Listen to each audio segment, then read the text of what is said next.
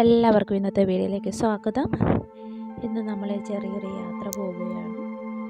വളരെ ബ്യൂട്ടിഫുൾ ആയിട്ടുള്ളൊരു പ്ലേസാണ്. ഞാൻ പറയാം പ്ലേസിൻ്റെ പേര്. എന്തായാലും അങ്ങോട്ട് ചെല്ലുമ്പോൾ ഇതാണ് പോകുന്ന വഴി എന്ന് പറയുന്നത്. ഈ വഴി ഞാൻ വീഡിയോ എടുത്തതിൻ്റെ മെയിൻ കാരണം നിങ്ങൾക്ക് കാണാൻ ഇത്ര മനോഹരമായ ഒരു വഴിയാണ് കാണുന്നത്. നിങ്ങൾക്ക് കാണുമ്പോൾ തന്നെ മനസ്സിലാകും. രണ്ട് സൈഡിലും വളരെ പച്ചപ്പാർന്ന. വേറെ ഒരു കാര്യം ശ്രദ്ധിക്കേണ്ടതെന്ന് വെച്ചാൽ നിരവധി കളേഴ്സിലുള്ള പൂക്കളും ഉണ്ടാവേ, പല തരത്തിലുള്ള വൃക്ഷങ്ങളും എല്ലാം കൂടെ ചേർന്നിട്ടുള്ള വളരെ മനോഹരമായിട്ടുള്ള ഒരു ഏരിയയാണ് നിങ്ങൾ ഈ കണ്ടുകൊണ്ടിരിക്കുന്നത്. കണ്ടോ, പൂക്കളുടെ കളറൊക്കെ കണ്ടോ? അങ്ങനെ വെറൈറ്റി ആയിട്ടുള്ള പൂക്കൾ. പോകുന്ന വഴിക്കുള്ള ഒരു ചെറിയൊരു പുഴയാണെന്ന് എനിക്ക് തോന്നുന്നത്. വളരെ ബ്യൂട്ടിഫുള്ളായിട്ട് തോന്നിയുകൊണ്ട് എടുത്ത ഒരു പിക്ചറാണത്. കണ്ടോ, പലതരത്തിലുള്ള പൂക്കളും വളരെ പച്ച കളറോട് കൂടിയ ചെടികളും.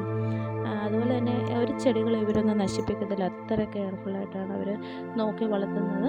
കണ്ടോ, പൂക്കൾ മഞ്ഞ, പച്ച, പിങ്ക്, പലതരത്തിലുള്ള ഇതിൻ്റെ പേരും കാര്യങ്ങളൊന്നും അറിയില്ല. എങ്കിൽ പോലും നല്ല പൂക്കളും ഒക്കെയുള്ളൊരു സ്ഥലമായിരുന്നു പോരുന്ന വഴി എന്ന് പറയുന്നത്. ഞങ്ങൾ ആ സ്ഥലത്ത് എത്തി. ഞങ്ങളുടെ രാവിലെ തന്നെ എത്തി. ഞങ്ങളൊരു ഇതാണ് സ്ഥലം, Mason head signal station. Mason head എന്നാണ് അതിൻ്റെ പേര്. ഞങ്ങളവിടെ എത്തി. ആദ്യം തന്നെ നമ്മൾ അവിടെ ചെന്നപ്പോൾ അതിൻ്റെ ഉള്ളിൽ കയറിയിട്ട് നമുക്ക് ടിക്കറ്റ് എടുക്കണം. അഡൽസിന് മാത്രമാണ് ടിക്കറ്റ് ഉള്ളത്. എനിക്ക് തോന്നുന്നു €7 സംതിങ് ആണ്. കിഡ്സിന് എത്രയോ ഏജിന് മേളിൽ, എനിക്ക് തോന്നുന്നത് 11 to 12 ഇയേഴ്സിന് മേളിലാണ് അവർ ടിക്കറ്റ് ഉള്ളൂ. അല്ലാത്തവർക്ക് ടിക്കറ്റ്സ് ഒന്നുമില്ല. അതിനുശേഷം ഒരു ചെറിയ മ്യൂസിയം പോലത്തെ ഒരു ഏരിയ ഉണ്ട് അവിടെ നോക്കി നമുക്ക് കാണാം ഈ മീസൺ ഹെഡിൻ്റെ ഹിസ്റ്ററി. അവർ ഓരോ ഭാഗവും എന്താണെന്നും ഇതെങ്ങനെയാണ് ഇങ്ങനെ ഡെവലപ്പായെന്നുള്ള എല്ലാ കാര്യങ്ങളും അവരവിടെ എഴുതി വെച്ചിട്ടുണ്ട്. അതൊക്കെ നമുക്ക് വായിക്കാം ഇത് വിസിറ്റ് ചെയ്യുന്നതിന് മുമ്പ്. പിന്നെ ആർട്ടിഫിഷ്യലായിട്ട് പല രീതിയിൽ ഓരോ പാർട്സ് അവരവിടെ ഉണ്ടാക്കി വെച്ചിട്ടുണ്ട്. അതൊക്കെ നമുക്ക് കാണാം. ഉണ്ടാക്കി വെച്ചേക്കുന്ന താഴെ കൃത്യമായിട്ട് അവർ നോട്ടിഫൈ ചെയ്തിട്ടുണ്ട് അത് എന്തൊക്കെയാണെന്നുള്ളതൊക്കെ നമുക്ക് വായിക്കാം. വായിച്ച് നോക്കിയതിന് ശേഷം ആണ് നമ്മളിത് ശരിക്കും പറഞ്ഞത് വിസിറ്റ് ചെയ്യേണ്ടത്.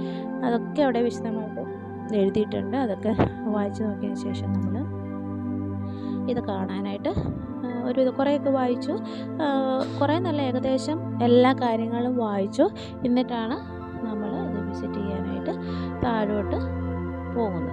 ഇതിലൂടെ ഇറങ്ങി ടിക്കറ്റൊക്കെ എടുത്ത് നമ്മൾ ഉള്ളിലോട്ട് കയറി. ഇതിനുള്ളൊരു വഴിയുണ്ട്, അതിലൂടെ തന്നെ വേണം നമ്മളിങ്ങോട്ട് ഇറങ്ങി വരാനായിട്ട്. പിന്നെ ചെറിയൊരു മഞ്ഞൊക്കെ ഉണ്ടായിരുന്നു, ചെറിയൊരു മഴയുണ്ടായിരുന്നു. മഴയല്ല, ചെറിയ മഞ്ഞും ചെറിയൊരു തണുപ്പുമായിട്ടുള്ളൊരു നല്ല ക്ലൈമറ്റായിരുന്നു. നല്ല വെയിലും അല്ലായിരുന്നു. നല്ല വെയിലായിരുന്നെങ്കിൽ ഒന്നുകൂടെ മനോഹരമായേനെ.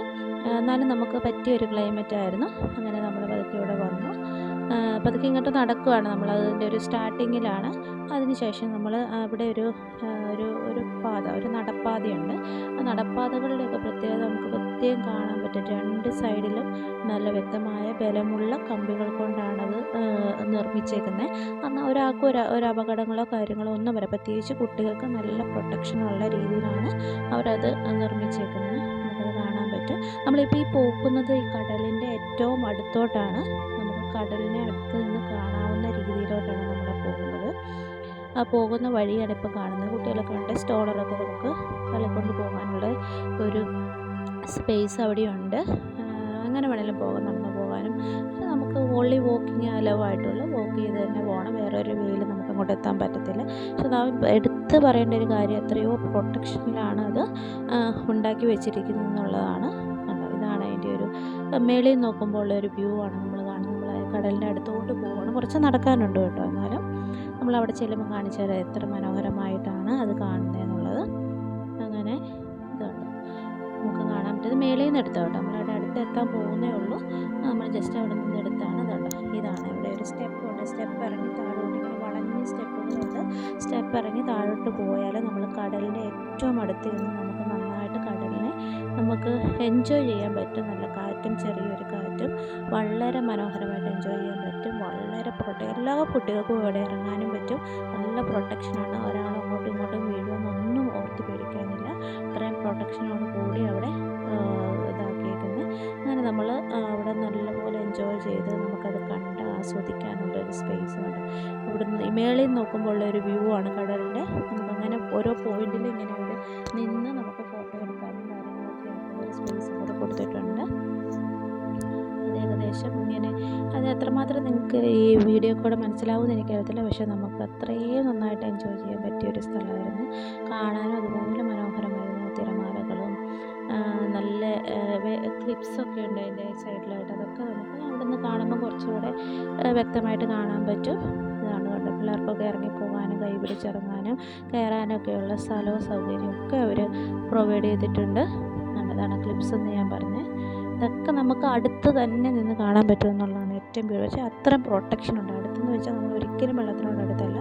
പ്രൊട്ടക്ഷൻ്റെ ഉള്ളിൽ നിന്ന് എന്നാൽ നമ്മുടെ തൊട്ടടുത്തോ ആണെന്ന് നമുക്ക് തോന്നുന്ന വിധത്തിലാണ് അവരതെല്ലാം സെറ്റ് ചെയ്തിരിക്കുന്നത്. അതൊക്കെ കണ്ട് സ്റ്റെപ്പ് കയറി വേണം നമ്മൾ മുകളിലോട്ട് വരാൻ. അങ്ങനെ സ്റ്റെപ്പൊക്കെ കയറി മുകളിലോട്ട് വന്നുകൊണ്ടിരിക്കുകയാണ്. നല്ലപോലെ എൻജോയ് ചെയ്തുകൊണ്ട് ശരിക്കും നല്ലൊരു മനസ്സിന് നല്ല റിലാക്സേഷൻ, ഒരു പീസ്ഫുൾ മൈൻഡും ഒക്കെ കിട്ടിയെന്ന് എനിക്ക് തോന്നി. അത്രയ്ക്കൊരു രസമായിരുന്നു. അതിനുശേഷം നമ്മളവിടെ വന്ന് കുറച്ച് നേരമൊക്കെ ഇരുന്ന് കുഞ്ഞു മോനെ കുറച്ച് നേരം ഇടയ്ക്ക് പുറത്തോടെ നടത്താനൊക്കെ വിട്ടു.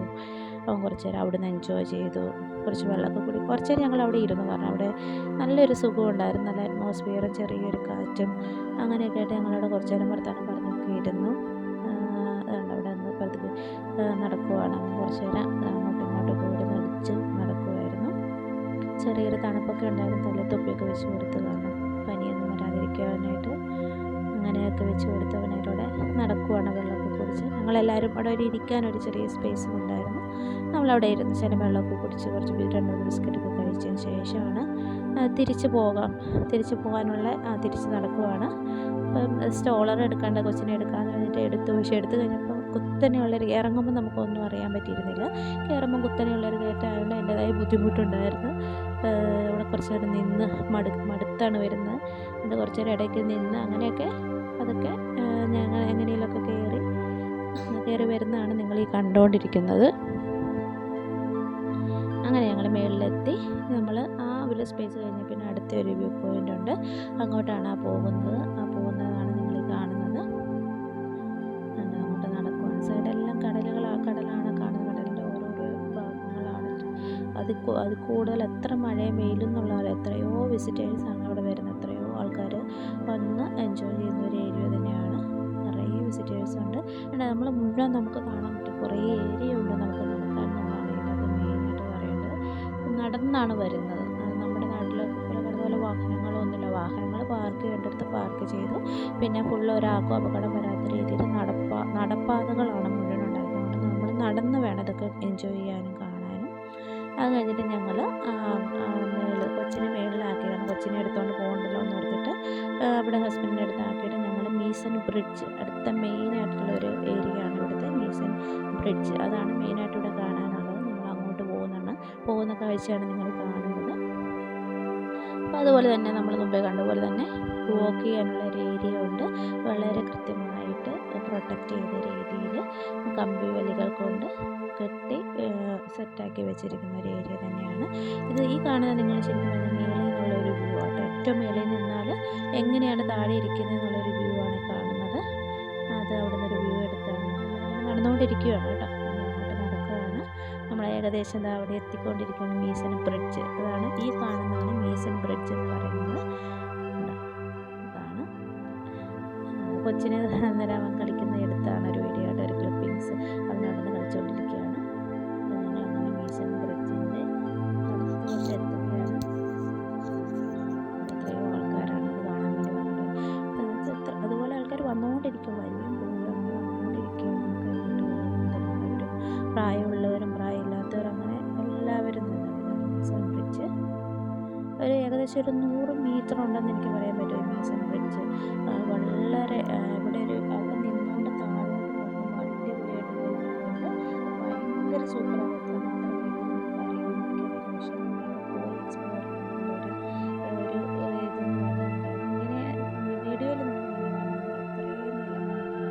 നല്ല ഏരിയയായിരുന്നു.